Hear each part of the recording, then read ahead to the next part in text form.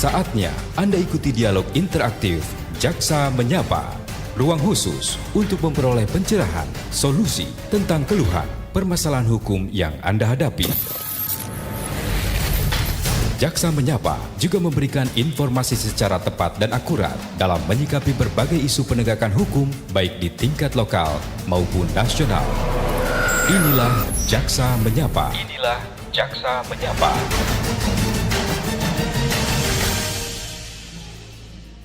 Selamat siang pendengar RRI Pro 1 Manado, kanal informasi dan inspirasi di siang hari ini ya bersama saya Lin Salviani. Menemani Anda di Jaksa Menyapa di hari ini edisi Selasa 3 Juni 2025. Dan tentunya hari ini topik kita di Jaksa Menyapa pendengar terkait sinergitas kejaksaan dengan pemerintah daerah dalam memberantas isu premanisme ya. Dan tentunya di studio sudah hadir narasumber kami di hari ini. Ada yang pertama Bapak Julius Mantiri SE selaku Kepala Bidang Penanganan Konflik dan Kewaspadaan Nasional Badan Kesatuan Bangsa dan Politik Kabupaten Minahasa Utara. Selamat siang Pak Julius. Selamat siang Bu. Iya, apa kabarnya hari ini Pak? Luar biasa. Semangat ya. Semangat. Oke, dan tentunya juga ada Pak Ivande Iswandi SH.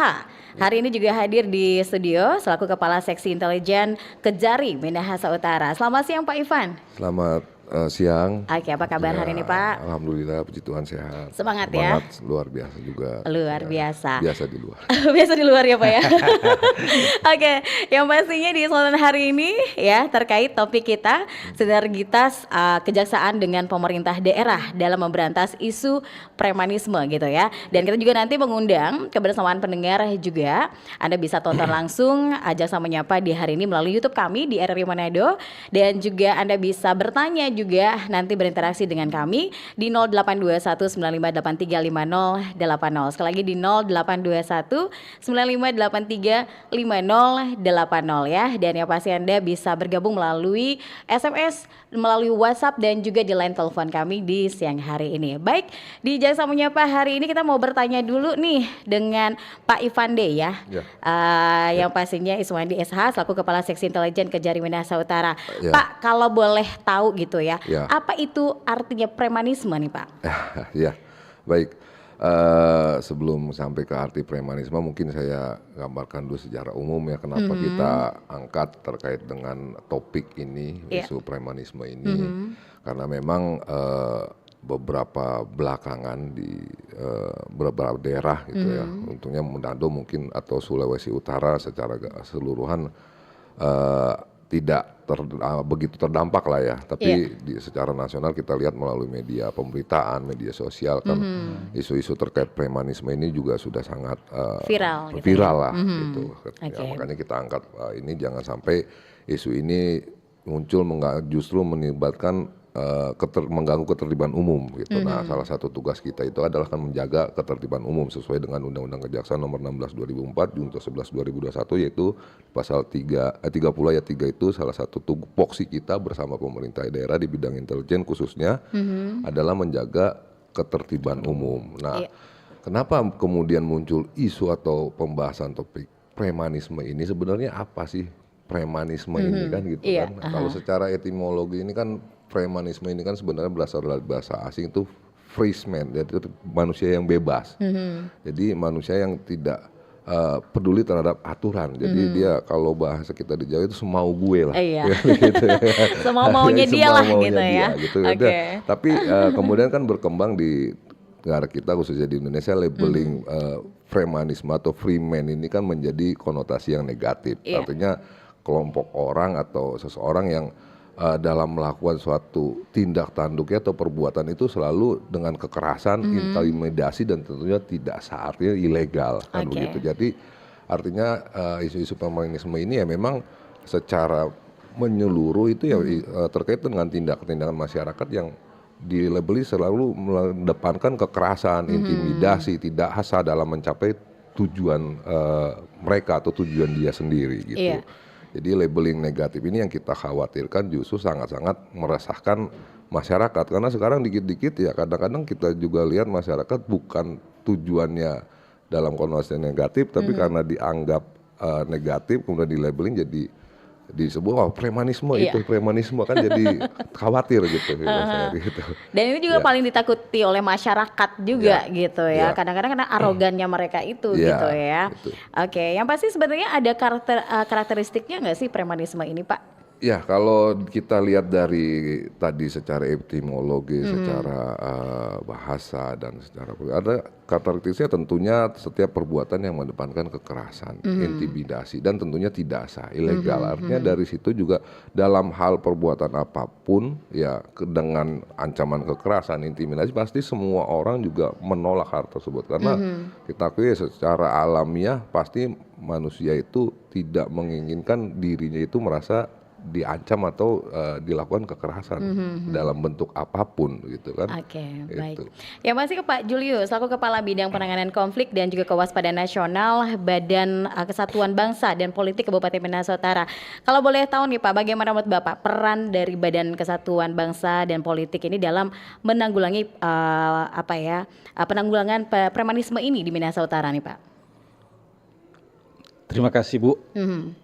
Jadi pemerintah Kabupaten Minahasa Utara dalam hal ini Badan Kesatuan Bangsa dan Politik memiliki juga peran yang sangat penting di dalam menjaga keamanan ketertiban di tengah-tengah masyarakat. Iya. Tujuannya untuk menciptakan situasi dan kondisi wilayah yang aman, tertib, jadi bebas dari gangguan. Tapi kita juga menyadari bahwa kegiatan-kegiatan atau aksi-aksi premanisme ini tidak semudah yang kita bayangkan kita boleh berantas. Dengan keterbatasan personil yang ada, keterbatasan logistik yang ada, tentu dengan wilayah yang cukup luas, tentu perlu sinergitas, Nah, dalam hal ini Badan Kesbangpol yang juga pemerintah Kabupaten Minahasa Utara harus menjalin kerjasama dengan instansi penegak hukum yang lainnya. Melalui koordinasi, melalui sharing informasi, dalam rangka kita boleh mengidentifikasi setiap potensi kerawanan yang dapat menimbulkan potensi konflik sosial. Nah, ini yang perlu kita identifikasi dan perlu sama-sama dengan aparat keamanan dalam hal ini dengan Kejaksaan Negeri Minahasa Utara untuk boleh melakukan satu tindakan karena bicara premanisme ini mengarah ke kriminal. Iya.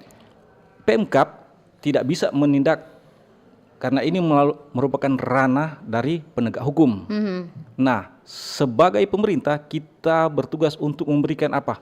Pembinaan ya Pak ya. Pembinaan, pengarahan, lewat kegiatan-kegiatan apa? Sosialisasi atau kegiatan-kegiatan pembinaan lewat kegiatan-kegiatan kerohanian. Nah, itu yang kita lakukan sebagai pemerintah daerah. Tapi dalam upaya menindak ini apabila sudah terjadi, itu merupakan ranah dari penegak hukum. Oke. Baik. Yang pastinya Pak Ivan sendiri gitu ya. Pak, sejauh mana nih Pak koordinasi antara kejaksaan dengan aparat kepolisian juga dalam mengatasi yang namanya kasus premanisme ini Pak? Iya, jadi kita dalam menghadapi suatu masalah terutama dan belakangan ini ya tadi isu-isu premanisme ini kan sudah menjadi isu nasional lah. Jadi kita melihat bahwa memang ini menjadi tugas tanggung jawab kita bersama. Jadi kita mulai dari mitigasi kenapa bisa ada isu premanisme ini dan bagaimana kemudian isu ini bisa berkembang dan apa akibat dampaknya kepada masyarakat. Tentunya itu kan kita harus punya suatu gambaran secara utuh. Nah, makanya kita angkat isu tema ini melalui program Jaksa Menyapa karena kita melihat persoalan premanisme ini tidak akan selesai hanya melalui mekanisme pendekatan saja, itu persuasif penindakan dan kita sudah melihat mungkin di beberapa daerah ada penangkapan dan lain sebagainya. Tapi kita melihat setelah dilakukan penangkapan, dilakukan penindakan secara hukum, ini bagaimana? Kemudian kita harus melihat kepada akar permasalahan sesungguhnya. Iya. Kenapa bisa ada seseorang atau sekelompok orang yang melakukan perbuatan tindakan yang dianggap ya tadi dilabeli premanisme, freshman ini kan Oke. gitu. Makanya kita gandeng pemerintah daerah juga. Iya. Ternyata kita dalam melakukan suatu penegakan hukum itu kan juga ada preventif, kemudian penindakan suatu preventif, tapi juga kita harus ada upaya berkesinambungannya. Bagaimana kemudian perbuatan ini tidak mengakibatkan perbuatan tindakan lain atau justru terus berulang-ulang. Itu kita sudah tidak kurang-kurang melakukan penindakan penghakiman kepada penghukuman melalui proses peradilan terhadap ya orang-orang yang dikategorikan sebagai freshman tadi, orang yang melakukan kekerasan dan intimidasi dan sebagainya, tapi ternyata masih banyak juga. Ternyata ada akar permasalahannya di sini ya tadi bagaimana kita membentuk SDM-nya. SDM-nya Ya, gitu karena ya, kita Pak, ya. melihat seseorang ini bisa melakukan kekerasan, intimidasi ya. Yang pertama karena ya SDM-nya mohon maaf ya tidak tahu gitu. Iya. Ya, di sini kita punya peran sangat penting bersama pemerintah daerah, peran masyarakat juga. Jangan karena strategi kita dalam kejaksaan terutama selaku KPA menggandeng pemerintah daerah dalam memberantas suatu bentuk kejahatan, isu premanisme yang potensi konflik sosial itu selain penindakan hukum, pencegahan juga kerjasama masyarakat dan pemerintah dan seluruh stakeholder yang terkait. Artinya ya memang kita punya program bagaimana preman ini bukan hanya dilakukan penindakan saja, tapi kita lihat akar permasalahannya apa ternyata ya mohon maaf. Orang-orang yang melakukan kejahatan yang kita labeli premanisme ini ya mohon maaf kadang-kadang ya putus sekolah Iya. kan begitu. Iya. Ya, ada latar belakang dia memang lahir dari keluarga yang mohon maaf broken home begitu. Artinya memang sisi sumber daya manusianya. Artinya apakah dengan penindakan penghukuman melalui ranah peradilan ini kemudian kemudian memberantas atau justru malah memperluas konflik itu, Oke. memperbanyak premannya. Iya. Begitu. Jadi itu yang kita lakukan Baik. sekarang. Ya masih itu strategi dari kejaksaan gitu ya memberantas Iya. premanisme ini selain menindak secara hukum gitu ya, ada melakukan pencegahan juga. Pencegahan. Cari tahu apa sih penyebabnya sebenarnya gitu ya, Iya. seperti apa gitu ya Pak ya. Kemudian juga peran masyarakat juga penting ternyata Sangat gitu penting ya. sekali. Oke, yang pastinya kalau dari Pak Julius sendiri gitu ya, apa yang strategi yang sudah dilakukan Pak? Untuk sekarang ini yang sudah dilakukan di tahun 2025 untuk mengatasi premanisme ini. Jadi untuk pemerintah Kabupaten Nusa Utara dalam hal menangani premanisme sebenarnya ini sudah jalan, cuma belum seagresif apa yang diharapkan. Iya. Karena kalau pemerintah Kabupaten Nusa Utara ini lewat Forkopimcam, jadi ada unsur kecamatan sana, kepolisian, polsek, unsur Koramil, itu mereka itu tiap hari, hampir tiap hari boleh dibilang, malam itu melakukan patroli, patroli dalam rangka untuk memantau situasi kondisi di wilayah masing-masing. Jadi kalau ada potensi-potensi kerawanan yang dapat terjadi, mereka langsung contoh kalau ada orang suka kumpul-kumpul, apalagi sudah minum minuman keras, itu di atas jam 10 ke atas itu kalau masih ngumpul dan minum minuman keras, pasti langsung dibubarkan. Oke. Nah itu yang dilakukan oleh pemerintah lewat pemerintah kecamatan dan Forkopimcam yang ada. Oke, sudah membuat aturan gitu ya Pak ya. Jadi nongkrongnya itu tuh udah ditentukan sampai batasnya tuh jam berapa gitu ya. Tapi secara di lapangan gitu ya selama ini sudah diikuti oleh masyarakat atau bagaimana? Nah. Di lapangannya bagaimana Pak? Nah ini kendalanya Bu. Kendalanya kalau tidak semua masyarakat yang memahami akan aturan ini. Masih belum ada yang taat gitu ini ya? sudah ada perdanya ini bahwa jam contoh kalau ada acara-acara begitu, pesta, nikahan itu, Iya. biasakan itu ujung-ujungnya ada dilangsungkan dengan apa? Nyanyi-nyanyi atau minum-minuman keras. Iya, itu biasanya- sampai malam. sampai subuh malahan, Pak. malah sampai subuh. Iya. Ada kalanya masyarakat mengeluh, aduh ini sudah jam begini, Iya. harusnya sudah berhenti. Tapi ya namanya sudah ini pengaruh minuman keras, ada kalanya susah untuk memberikan masukan kepada mereka. Dan ini oleh pemerintah biasanya lewat hukum tua atau lurah bersama-sama dengan aparat Babinsa, Babin Kaptipmas, itu mereka juga langsung memberikan arahan dan teguran begitu. Kalau selama ini di Minahasa Utara sendiri Pak, kalau ada yang melanggar aturan seperti itu, masih ada yang tidak taat, apa yang sudah dilakukan Pak? Kalau masih melawan gitu, bagaimana nih? Biasanya Bu, dikasih teguran, hanya teguran saja atau? Kalau melawan, makanya kalau pemerintah setempat tidak mampu, makanya langsung diundang aparat penegak hukum. Gitu. Kalau sudah ada aparat penegak hukum, pasti langsung dibubarkan, begitu. Oke, baik. Yang pastinya kalau dari Pak Ivan sendiri, kalau ini banyak yang melanggar juga gitu ya, sudah diberikan aturan. Apa yang sudah dilakukan oleh Kejaksaan selain memberikan ada pembinaan juga kah?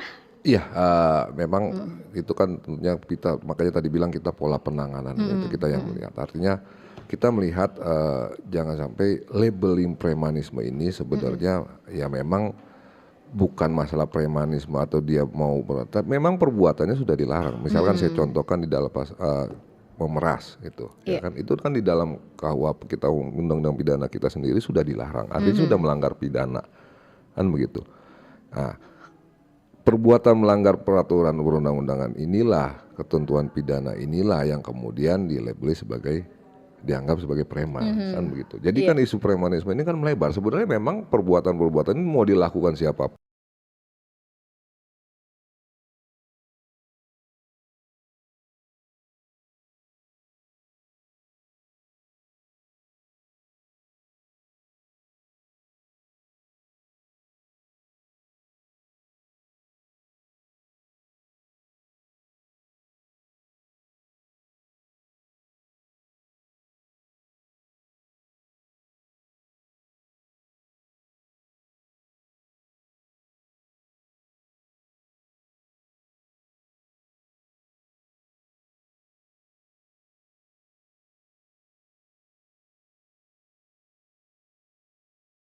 Memang tujuannya untuk masyarakat pesta. Nah, tapi karena di situ ada mulai minum-minuman keras, ya kan?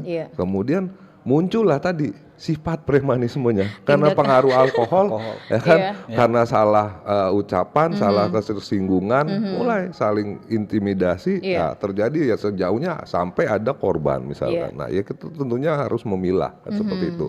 Nah, tujuan kita adalah bukan masalah yang jelas-jelas itu ada ketentuan pidana, tapi bagaimana kemudian isu-isu premanisme ini tidak dilabeli kepada yang memang perbuatan-perbuatan secara objektif. Sekarang sudah melebar, ya kan, isu-isu premanisme ini menjadi cover terhadap kegiatan-kegiatan yang dianggap dinotabenekan sebagai organisasi masyarakat. Padahal banyak juga organisasi masyarakat yang positif juga, meskipun ya banyak juga yang tadi.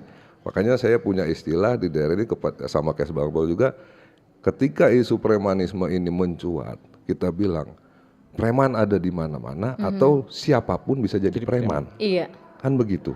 Karena sebenarnya kita berbicara premanisme ini kan sifat dalam subjektif diri pribadi. Karena di dalam ketentuan undang-undang pidana itu disebutkan barang siapa melakukan ancaman kekerasan maupun kekerasan. Kan begitu. Untuk tujuan kepentingan pribadinya atau kelompok. Kan begitu. Jadi makanya kita mengangkat tema ini bersama pemerintah daerah, ingin menggambarkan kepada masyarakat jangan sedikit-sedikit melabeli preman dan justru malah menciptakan ketakutan yang lebih luas lagi di masyarakat. Gitu ya, memang kalau ada orang yang dianggap saya terintimidasi, saya merasa diancam, laporkan secara ketentuan, bukan justru melabeli preman jadi saya diancam oleh preman, nanti jadi permasalahannya di konflik sosial ini. Kan jadi begitu. Laporannya cuma di media sosial gitu ya. Jadi lebih ada bagusnya, mekanisme ya lapor, kita lapor yang langsung. akan melakukan penindakan, pencegahan, ada semua stakeholder sudah ada, mulai dari kepolisian, kejaksaan, dari Kesbang, pemerintah daerah dan sampai Iya. seluruhnya terlibat. Baik, yang pastinya masih di Jasa Menyapa di hari ini pendengar Anda juga bisa bergabung nanti gitu ya di SMS juga WhatsApp kami, juga bisa bergabung melalui line telepon di 082195835080. Anda bisa bertanya ya terkait dengan topik kita di hari ini, sinergitas kejaksaan dengan pemerintah daerah dalam memberantas isu premanisme. Dan tetap terus bersama kami, saat lagi kami akan kembali di Jaksa Menyapa. Kanal informasi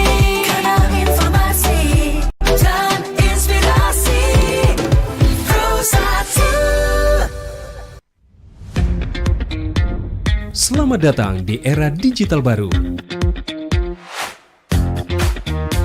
RRI News kini hadir di genggaman Anda dengan aplikasi mobile terbaru. Temukan berita online terkini, cepat, dan terpercaya langsung dari perangkat Anda dengan fitur pembaruan berita real time dari aplikasi mobile RRI News. Anda tak akan pernah ketinggalan informasi. Nikmati kemudahan akses berita nasional dan internasional, berita terpopuler, dan video berita terbaru kapan saja dan di mana saja. Dilengkapi dengan teknologi terkini, aplikasi mobile RRI News memberikan pengalaman membaca yang lebih baik. Dapatkan notifikasi berita penting langsung di layar ponsel Anda. Jelajahi kategori berita yang Anda minati, mulai dari politik, ekonomi, budaya, hingga olahraga. Anda juga bisa berbagi berita penting kepada teman dan keluarga melalui media sosial dan aplikasi pesan, menjaga Anda tetap terhubung dengan dunia di sekitar Anda. Memiliki jaringan lebih dari 80 microsite tersebar dari Sabang sampai Merauke, serta memiliki tren pembaca yang semakin meningkat. RRI News menghadirkan liputan berita terlengkap dan terkini dari seluruh Indonesia. Unduh sekarang di Google Play dan App Store aplikasi mobile RRI News, membawa dunia ke dalam genggaman Anda. Aplikasi mobile RRI News, berita terkini dan terpercaya dalam genggaman Anda.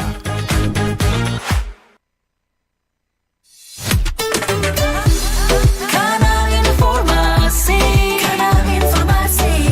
dan inspirasi Pro 1.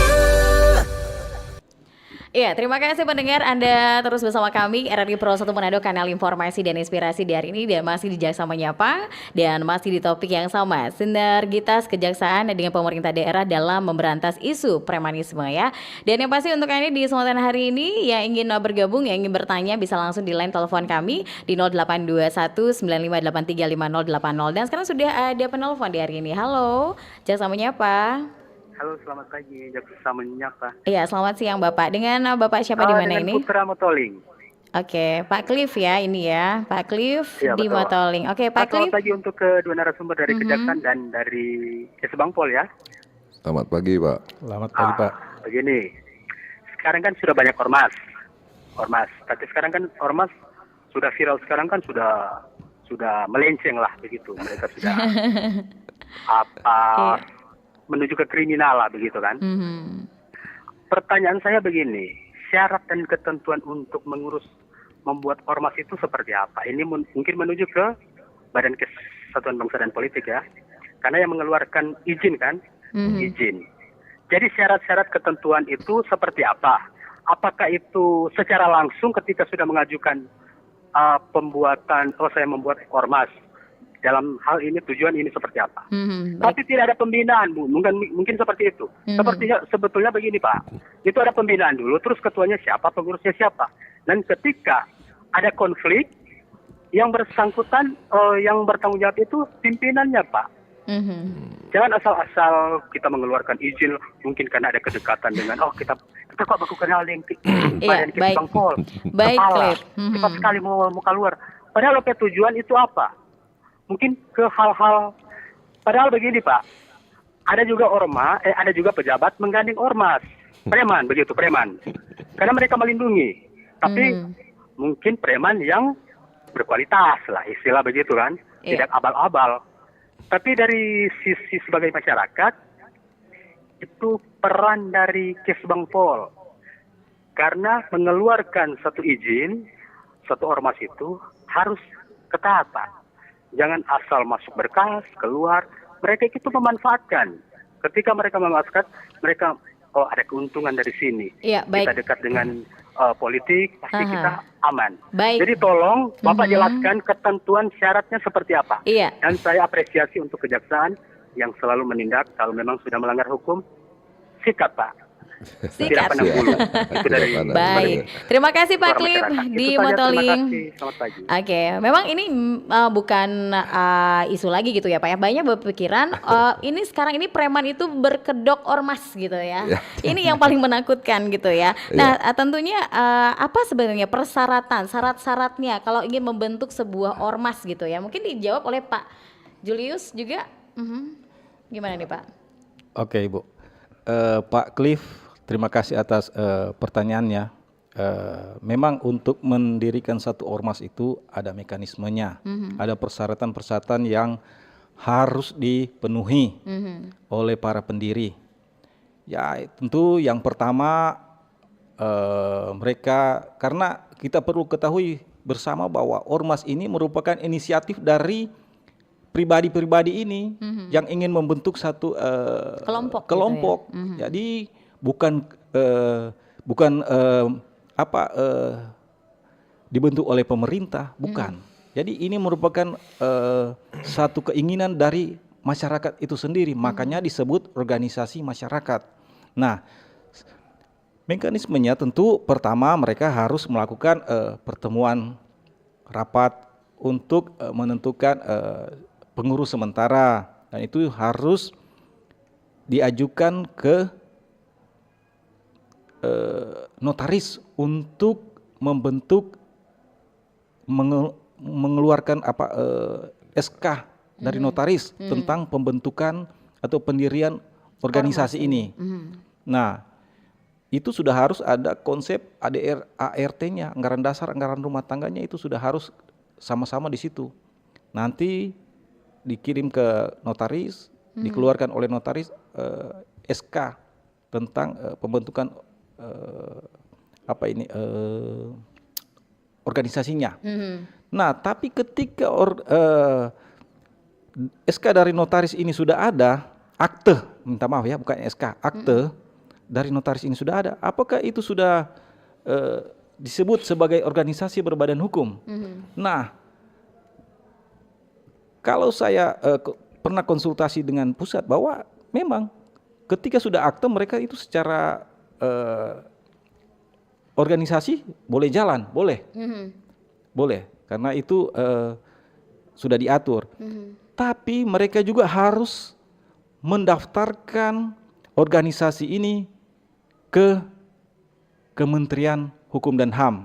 Tapi mendahului itu saya jelaskan sedikit bahwa organisasi ini ada dua jenis. Yang pertama itu yang berbadan hukum, dan yang kedua itu tidak berbadan hukum.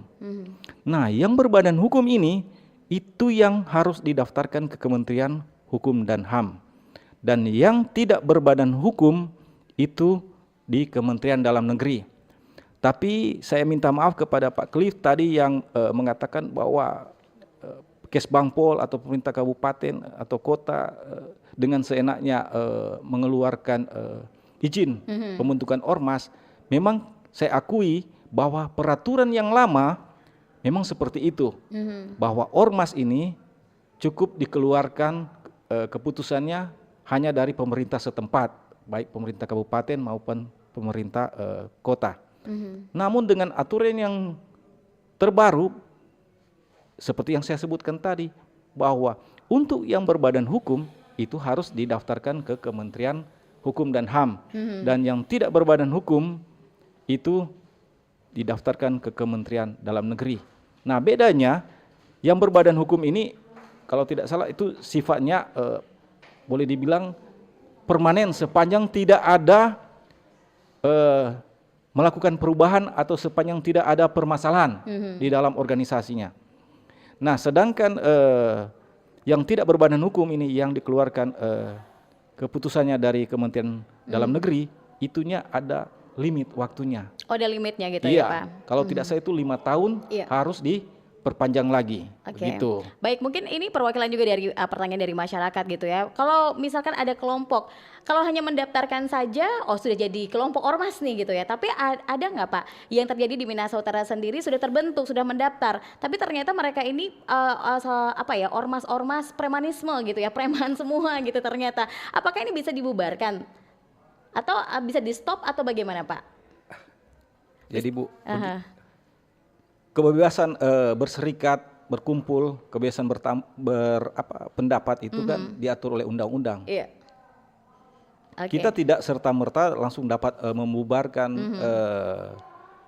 organisasi ini. Iya. Apalagi sekarang organisasi ini dasar hukumnya itu dikeluarkan oleh kementerian terkait. Oke. Sudah apalagi sudah berbadan hukum gitu ya. Iya. Kecuali organisasi ini udah benar-benar melakukan hal yang prinsip, yang benar-benar melanggar undang-undang, yang mengganggu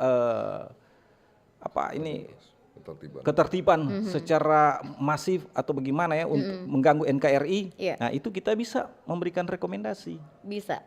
Gitu memberikan ya, Pak ya? rekomendasi ke kementerian terkait. Oke, bisa ditambahkan Pak Ivan? Ya, makanya kita angkat tema ini kan justru ini yang berkembang sekarang Iya. kan. Tapi tadi dari Pak Cliff kan sebenarnya sudah ada kata kuncinya itu. Memanfaatkan. Iya, Kan itu begitu, dia. memanfaatkan. Kembali lagi kita bicaranya, makanya jangan sampai ya tadi kembali premanisme yang ada di mana-mana atau siapa saja bisa jadi preman. Dia mau tergabung di ormas, dia tidak tergabung di ormas, dia masuk ke lembaga apapun, dia masuk ke instansi apapun. Kalau sifat subjektifnya memang dia sudah menjadi freeman tadi, preman tadi, Karakternya ya dia sudah- karakternya sudah nah, seperti seperti itu. itu. Karena sebenarnya kan kalau kita berbicara ormas, undang-undang ormas itu Undang-Undang Nomor 17 2013 Junto 16 2017 Junto 17 2013 itu kan sudah jelas mengatur tentang apa itu organisasi masyarakat. Oke. Organisasi masyarakat itu kan organisasi yang didirikan secara sukarela berdasarkan kesamaan aspirasi, kehendak, kebutuhan, kegiatan, dan tujuannya adalah tentunya menjaga keutuhan NKRI berdasarkan Pancasila dan Undang-Undang Dasar 1945. Nah, kembali jelas di situ sudah ya, jelas. Pak, ya? Jadi kalau kita berbicara ada yang memanfaatkan, melakukan tindakan-tindakan kekerasan, intimidasi, apalagi sampai merasakan masyarakat, siapa yang melabeli mereka sebagai organisasi masyarakat?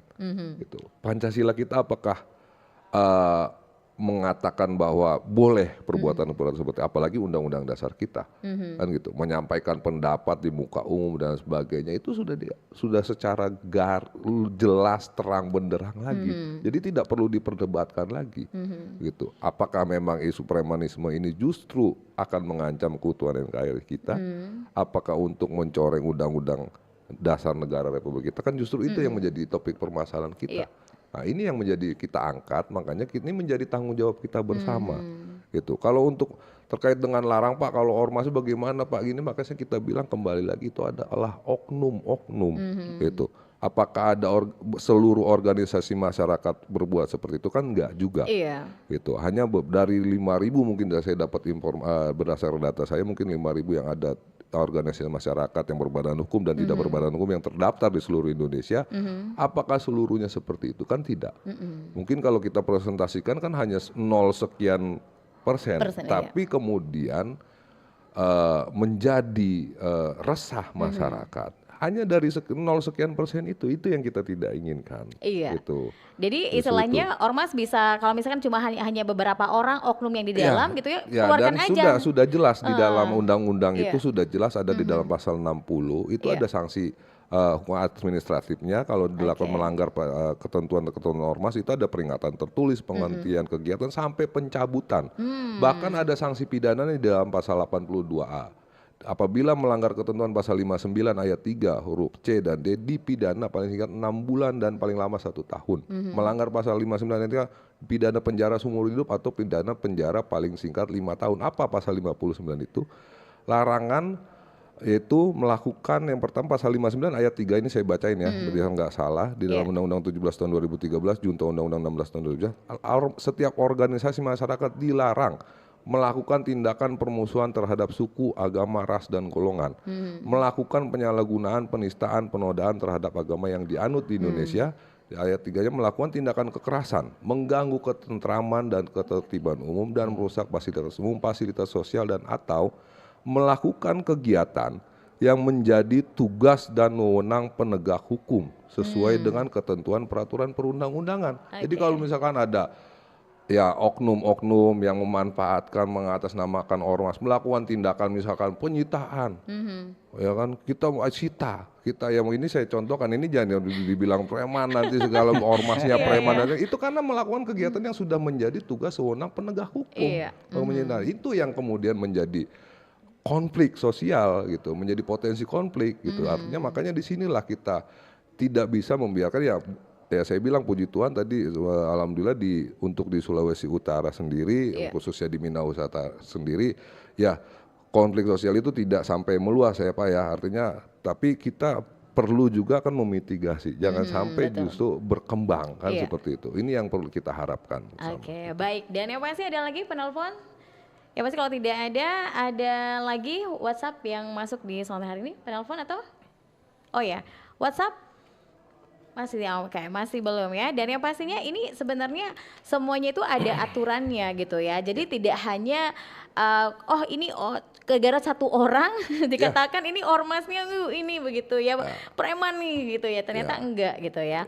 Ada nggak Pak kalau boleh tahu gitu ya hukumnya? Kalau ada salah satu orang yang sudah masuk dalam ormas tersebut gitu ya, dia melakukan tindakan premanisme gitu ya. Ada nggak sih tindakan-tindakan hukuman gitu atau sanksi yang akan dia dapatkan? Apakah dia harus keluar dari ormas itu atau bagaimana sanksinya? Iya, tentunya saya jawab berarti ya. Kalau bicara hukuman kan bagian secara otomatis mutadin kan saya berarti. Ini Pak.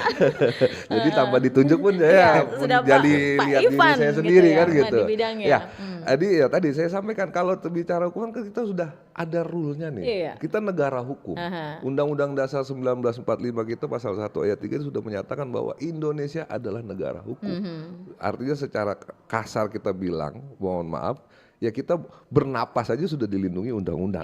Kan begitu untuk bernapas, apalagi perbuatan-perbuatan seperti ini. Ya kalau misalkan ada ya tadi Pak Klim sudah mau kuncinya tadi memanfaatkan, kan begitu. Artinya kan memanfaatkan, kita tidak bisa melihat labeling ormasnya atau tapi yang kita lihat adalah perbuatan yang dianggap premanismenya tadi, mengganggunya tadi, gitu. Apa misalkan contohnya yang sering dilakukan pemerasan gitu ya di pinggir jalan, dia ada pedagang kaki lima yang sering banyak keluhan, waduh Pak kita berjualan di pasar ini dagangan yang belum laku tapi yang diminta itu sudah lebih dari hasil untungnya kan begitu ya. Itu kan di dalam kitab undang-undang hukum pidana kita di dalam pasal 368 itu sudah disebutkan bahwa, saya baca lagi nih, saya takut salah kalau baca undang-undang ya. Di dalam ayat 1, barang siapa dengan maksud untuk menguntungkan diri sendiri orang lain memaksa seseorang dengan kekerasan atau ancaman kekerasan untuk memberikan suatu yang seluruh atau sebagian kepunyaan orang lain, dihukum pidana penjara paling lama 9 tahun. Itu dibunyi 9 pasal. tahun ancamannya gitu ya Pak ya? Ya berarti mau siapapun barang siapa gitu. Apalagi dia melabelkan dirinya sebagai organisasi masyarakat yang tadi tujuan fungsinya adalah justru salah satunya berpartisipasi dalam mensejahterakan masyarakat. Kan begitu. Ya sama aja kayak kita kalau kebalikannya Pak Julius nih, KS Bangpol tujuannya adalah melakukan pembinaan masyarakat, tapi justru mengancam masyarakat, apa nggak kena double pembinaannya kan begitu? Itu ya kan sama seperti saya juga, penegak hukum kemudian melanggar hukum, seharusnya kan double. Dia sebagai organisasi masyarakat tapi melakukan perbuatan-perbuatan yang dilanggar hukum, karena bunyi undang-undangnya barang siapa, semua orang. Makanya kita mengangkat isu ini kembali lagi, jangan sampai melabel premanisme, labor ormas itu justru menimbulkan konflik yang lebih luas lagi. Karena akar permasalahannya bukan di situ. Akar permasalahannya adalah subjektif person sumber daya masyarakat kita. Kan begitu. Baik, dan sekarang sudah ada yang bergabung melalui WhatsApp juga nih dari Ibu Aprili di Ermadidi. Bagaimana dengan maraknya kasus premanisme atau begal di seputaran Jalan SBY? Karena memang sudah banyak kasus premanisme yang viral. Mohon tanggapannya. Nah, silakan Pak. Saya lagi. Pak Ivan ini Nah, kayaknya. saya begal. Ya. Nah, begal itu tadi sama kan pasalnya di dalam pasal 3 memakai kekerasan untuk mengambil milik orang lain. Apalagi kalau ada begal itu dengan juga penganiayaan juga. Penganiayaan melalui senjata tajam Iya. atau apa. Nah, ini begal ini makanya kan kita lihat banyak kasus ini. Kita melihat akar permasalahan. Begal kita sudah banyak menangkap pencurian dengan kekerasan kalau kita bilangnya begal-begal ini. Nah, apakah kemudian penindakan itu membuat perbuatan hilang? Tidak, justru malah banyak. Nah, ada di satu kabupaten saya tempat tugas saya dulu ya, mohon maaf ini saya sampaikan sebagai gambaran. Jadi anak-anak ya remaja kita bilang, dia membegal itu bukan karena ingin mengambil barangnya, bukan mengambil motornya atau mengambil kendaraan, bukan ingin mengambil barang orang lain, tapi hanya karena ingin dilegitimasi, diakui di dalam kelompok tersebut. Oh kamu kalau mau ikut ya mohon maaf nongkrong di sini, ikut main bergaul sama kita, coba kamu berani nggak Biar rampas kelihatan motor keren orang? gitu Ya, ya. ini kan dia menjadi akar permasalahannya kan oke, begitu. oke. Padahal dia tidak tahu bahwa perbuatan itu sudah melanggar ketentuan hukum pidana dan ancamannya tidak main-main kan begitu, Oke. tadi 9 tahun bahkan ada juga yang sampai 20 tahun Iya. kalau itu mengakibatkan luka berat kan gitu. Karena begal ada juga yang menggunakan senjata tajam kemudian dilukai sampai luka berat. Nah, artinya apakah memang munculnya premanisme ini murni karena kriminal murni atau memang ada faktor-faktor lain? Oke. Nah, itu yang kita bersama pemerintah daerah sekali lagi mengajak seluruh masyarakat, kita harus melihat permasalahan isu-isu premanisme bukan hanya diviralkan media sosial, ini ada ini, wah ini preman ya, kayak ini begal, wah itu premanisme, apa ini. Kita harus melihat akar permasalahannya. Artinya Oke. pola preventif pembinaan ini yang kita harus kedepankan masuk ke seluruh lini sektor. Oke, baik. Ternyata ini premanisme itu tuh tidak hanya karena ini ya Pak ya, keadaan ekonomi atau bagaimana. Ternyata juga hanya ingin diakui pun bisa dia lakukan gitu ya. Berarti kembali lagi ke karakternya orang tersebut gitu ya. Oke, baik, yang pasti untuk Anda yang bertanya pendengar di sore hari ini di Jaksa Menyapa, kami persilakan baik melalui line telepon atau juga SMS juga WhatsApp kami di 082195835080 atau juga Anda bisa bertanya melalui YouTube kami di RRI Manado gitu ya di Selatan siang hari ini. Baik, tetap terus bersama kami di Jaksa Menyapa. Saat lagi kami akan kembali. Kanal informasi dan inspirasi. Pro1 RRI Digital. Nikmati kemudahan interaksi, partisipasi, dan kolaborasi dengan RRI Digital. Interaksi, dengar dan saksikan siaran langsung kami, daftarkan akun kamu, dan mulailah berinteraksi di setiap program dan konten kami. Partisipasi, kreasikan konten kamu dengan berita, podcast, vlog, film, musik, dan playlist. Kolaborasi, kami mengajak berbagai komunitas untuk berkembang bersama melalui digital platform. RRI Digital sekarang menghadirkan terobosan baru, workspace platform dan online learning platform dengan fasilitas-fasilitas unggulan, monitor impact dan outcome, meeting online, video conference, dan library. RRI Digital menghadirkan fitur-fitur untuk peningkatan interaksi, partisipasi, kolaborasi, workspace, dan learning. Yuk, segera download RRI Digital. Kanal informasi dan inspirasi. Pro1 Iya, pendengar terima kasih Anda terus bersama kami RRI Pro1 Manado, kanal informasi dan inspirasi, masih di Jaksa Menyapa ya. Di hari ini masih bersama dengan Pak Julius selaku Kepala Bidang Penanganan Konflik dan juga Kewaspadaan Nasional Badan Kesatuan Bangsa dan Politik Kabupaten Minahasa Utara, dan juga bersama Pak Ivan Day Iswandi SH selaku Kepala Seksi Intelijen Kejari Minahasa Utara ya. Dan hari ini saya mau bertanya dulu nih dengan Pak Julius dulu gitu ya. Pak, apa saja Pak langkah-langkah yang sudah dilakukan untuk mencegah terjadinya premanisme di masyarakat Pak? Secara lebih detail lagi yang pastinya yang sudah dilakukan gitu. Jadi Bu, begini, munculnya premanisme ini kan banyak aspek penyebabnya. Salah satu penyebabnya, satu, sumber dayanya yang terkebelakang. Dua, ekonomi. Ini juga ada hubungan. Mungkin karena faktor ekonomi, beliau tidak sempat mengikuti pendidikan. Dan itu berdampak pada kehidupan masa muda beliau. Ya kan? Nah, khusus di Minut, saya ingat, saya tahu bahwa banyak pengangguran-pengangguran ini yang kehidupannya sehari-hari itu sudah mengarah ke premanisme, itu difasilitasi oleh pemerintah. Bagaimana supaya mereka ini boleh hidup lurus. Nah, setahu saya pernah dulu diadakan sosialisasi, pelatihan, pembinaan tentang perbengkelan. Perbengkelan oleh dinas sosial kalau tidak salah itu dulu. Diberi pembekalan keahlian gitu diberi ya Pak pembekalan keahlian. Selain diberi pembekalan keahlian, diberikan peralatannya. Peralatannya. Nah, begitu diberikan peralatan, ada yang jalan bagus. Tapi ada yang mungkin ya 6 bulan, setahun. Begitu alat yang diberikan ada yang sudah rusak, tidak diperbarui lagi. Harusnya kan ketika dikasih dengan alat ini harus ketika ada penghasilan harus diputar untuk boleh melakukan perawatan, pemeliharaan. Kalau ada yang rusak tinggal beli sendirilah, boleh dibilang. Tapi banyak yang mentok, begitu rusak berhenti. Tidak lagi nih, ya kembali lagi ke aktivitas seperti semula. Sebagai seorang boleh dibilang ya nganggur kesana kemari. Nah, ini tentu juga menjadi perhatian kami selaku pemerintah Kabupaten Nusa Utara. Memang kelihatannya simpel, tapi sebenarnya ini kompleks. Kompleks. Karena berbicara hidup dari seseorang ini. Iya kan? Tidak mungkin pemerintah, kamu ini cukup tidak usah melakukan hal-hal yang sifatnya kriminal, nanti dapat subsidi. Kan tidak mungkin begitu. Tidak mungkin. Jadi pemerintah kabupaten itu hanya melakukan pembinaan, pelatihan supaya mereka boleh kedepannya mandiri di dalam kehidupan mereka secara ekonomi dan secara kehidupannya di dalam tengah-tengah masyarakat. Gitu. Kalau dari Pak Ivan sendiri, seperti apa nih Pak, menurut dari Bapak sendiri gitu ya, selaku kejaksaan.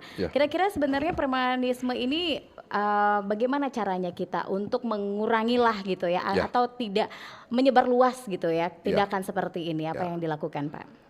Sebenarnya makanya untuk membahas isu premanisme ini kan tadi disampaikan kompleks. Kan itu tadi kita berbicara isu premanisme, tadi dari Pak Klip sendiri ada kata kunci sekali lagi memanfaatkan. Artinya kan kompleks tadi. Apakah memang premanismenya yang ini baru dikaitkan dengan salah satu organisasi masyarakat saja, belum lagi dikaitkan dengan yang lain-lain ya. Apakah memang premannya yang memanfaatkan organisasi masyarakat atau memang organisasi masyarakat yang kemudian menjadi melakukan perbuatan premanisme? Kan kompleks nih. Bingung. Harus ada di cross check lagi gitu kan bingung kan gitu. Apakah memang masyarakat yang menjadi begal atau begalnya yang sudah berbau dengan masyarakat, sehingga kita inilah yang kita angkat isu ini. Jadi untuk melakukan bagaimana kemudian ini tidak menciptakan kompleks sosial, tidak mengganggu ketertiban umum, kita harus punya suatu konsep penanganan. Makanya kita mengenangkan Kesbangpol, pola koordinasi, pertukaran informasi, dan penguatan kapasitas kita sebagai lembaga negara stakeholder. Tidak hanya kita kejaksaan ini karena momennya kebetulan kejaksaan dengan Kesbangpol, tapi kita juga melibatkan TNI, Polri, Dinas Pendidikan, Dinas Sosial. Karena kita melakukan pertama adalah tentunya pencegahan. Tadi dengan melakukan sosialisasi, pembinaan. Kita selain jaksa menyapa juga kita ada jaksa masuk sekolah. Kita jaksa masuk sekolah itu bagaimana kita masuk ke anak-anak muda, remaja kita, anak-anak usia dini kita, generasi bangsa kita. Apa sih banyak juga kita angkat isu premanisme. Apa sih Pak preman itu Pak? Saya bilang preman itu kalian bisa jadi preman. Preman apa? Bolos aja itu preman loh. Gitu. Karena kalian mau bebas kan? Gitu. Karena tidak taat peraturan tata tertib sekolah. Itu bisa saya bilang. Apakah saya bilang kamu anak sekolah yang preman kan? Justru kita menyebutkan lebih salah lagi. Saya preman Pak. Dia marah ke orang tuanya kemudian nggak sekolah atau uang jajannya dipakai untuk lain, itu juga sudah mau bibit-bibit preman saya bilang. Nah, artinya kita masuk ke situ sebagai pencegahan. Nah, kita memitigasi, kita melakukan pengumpulan data. Sebenarnya apa tadi yang kayak begal tadi? Apakah memang ini murni dia memang kriminal murni atau memang kriminal yang hanya ya tadi ada faktor-faktor lain, apa faktor ekonomi tadi, ataukah memang tadi ikut-ikutan. Nah, Hanya kita ingin diakui gitu ya, Pak ya. dalam pencegahan itu kita juga ada membuat suatu ada namanya restoratif justice, pencegahan. Nah, kita juga tapi kalau sudah kita lakukan pencegahan, kita juga ada penindakan juga. Iya. Nah, penindakan penghukuman melalui ranah pidana. Gitu. Nah, apakah penindakan ini kemudian maksimal? Tentunya kita juga tidak bisa katakan maksimal 100%. Nah, kita juga ada langkah pengawasan dalam rangka membuat bagaimana kemudian preventif pencegahan ini dengan penindakan yang kita buat ini bisa balance sehingga kita harus melakukan yang mana yang lebih optimal, kan begitu. Berkesinambungannya seperti pengawasannya seperti bagaimana kita lihat apakah kemudian dengan adanya pencegahan dan penindakan ini isu premanisme ini sudah meredam konflik sosial yang ada di masyarakat. Itu. Oke, Jadi baik. kita melakukan 3 melalui metode itu. Jadi pencegahan, penindakan dan juga pengawasan yang melekat. Oke, monitoringnya. baik. Dan secara garis besarnya juga kita selaku masyarakat juga ikut berperan gitu ya, Pak ya, memberantas yang namanya premanisme ini gitu ya. sangat berperan sekali. Tapi yang paling ditakutkan oleh masyarakat, Pak, biasanya gitu ya, kalau saya melaporkan nanti saya nih yang dicari oleh preman gitu ya. Ada nggak pelindungan hukum gitu ya bagi yang melaporkan gitu ya, Pak? Iya tentu ada lah, iya. tentu ada. Artinya memang kita tidak bisa berbuat apapun kalau masyarakat tidak mendukung. Makanya justru kita angkat topik ini kan biar masyarakat mendukung. Kalau melapor itu perlindungan saksi, korban itu sudah sangat jelas gitu ya. Makanya saya bilang ini kan oknum, cuma kita bicara oknum. Makanya jangan sampai oknum-oknum ini tadi masyarakat jadi takut, jadi menimbulkan ya tadi konflik sosial yang lebih besar lagi. Jangan sampai ya ini yang diinginkan oknum-oknum preman itu masyarakat jadi takut kan gitu buat apa kan gitu. Jadi sekarang masyarakat harus berani Iya, gitu ya, Pak ya. itulah. Karena kita negara hukum. Sekali lagi kita adalah negara hukum. Tidak ada siapapun yang kebal hukum. Oke, Gitu. baik. Dan yang pasti di hari ini ingin bertanya lebih banyak lagi sebenarnya, tapi waktu kayaknya tidak memungkinkan lagi gitu ya. Tapi mungkin terakhir gitu ya, Pak Julius bisa sampaikan, nanti juga Pak Ivan juga memberikan closing statement gitu ya. Bagaimana nih kejaksaan di sini gitu ya, memastikan kasus premanisme ini diproses secara adil gitu. Silakan. Ya, saya ya. Ya, closing statement. Dan Pak Julius nanti juga Ya, ya. jadi kalau dari kami ya kejaksaan artinya kami bersama dengan Kesbang tentunya memiliki peran sentral, artinya kami memiliki tanggung jawab yang sangat besar dan kami merasa memiliki juga tanggung jawab moral dalam rangka memberikan kenyamanan, keamanan kepada masyarakat terhadap isu-isu ini terutama yang meluas beberapa akhir belakangan ini terhadap isu preman. Artinya kami ingin meyakinkan masyarakat, mengajak masyarakat bahwa premanisme itu tidak perlu ditakuti. Karena kita adalah kembali lagi negara kita adalah negara hukum. Semua perbuatan kita, semua apa yang dilakukan kita dilindungi oleh hukum sebagai warga negara Indonesia. Gitu. Jadi tidak perlu takut, kami kejaksaan menjadi garda terdepan bersama Kesbangpol dalam rangka menjaga dan mewujudkan ketertiban dan keamanan masyarakat khususnya di Minahasa Utara dari aksi-aksi premanisme. Baik, Pak Julius, closing statement ya Pak. Sebagai pemerintah Kabupaten Minahasa Utara, Badan Kesbangpol sesuai dengan tupoksinya akan terus berkoordinasi dengan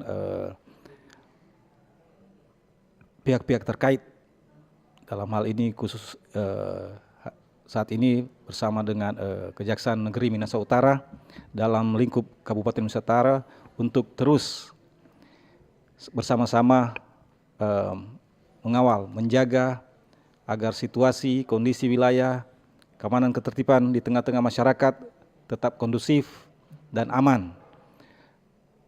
Kepada seluruh masyarakat tentu diharapkan di tengah-tengah keluarga kita masing-masing, kita dapat mengawasi setiap orang di tengah-tengah keluarga kita masing-masing agar terhindar dari perilaku-perilaku premanisme. Karena tentu hal ini tidak berkenan di tengah-tengah masyarakat dan tidak berkenan sesuai dengan undang-undang yang berlaku. Ya. Sehingga dengan demikian Minahasa Utara akan tetap aman, kondusif, pembangunan tetap berjalan dan berlanjut. Terima kasih. Oke, maju terus Minahasa Utara gitu ya. Ayo kita sama-sama berantas yang namanya premanisme ini gitu ya, bersama dengan masyarakat juga pastinya. Dan yang pasti terima kasih Pak Julius Mantiri SS selaku Kepala Bidang Penanganan Konflik dan juga Kewaspadaan Nasional Badan Kesatuan Bangsa dan Politik Kabupaten Minahasa Utara, dan juga Pak Ivande Iswandi Esa ya selaku Seksi Intelijen Kejari Minahasa Utara. Terima kasih hari ini sudah hadir di studio Pro 1 gitu ya, di Jaksa Menyapa, dan tentunya nanti siapa tahu bisa datang lagi di ke acara Jaksa Menyapa selanjutnya dengan menghadirkan topik-topik yang berbeda juga gitu ya di sore hari ini.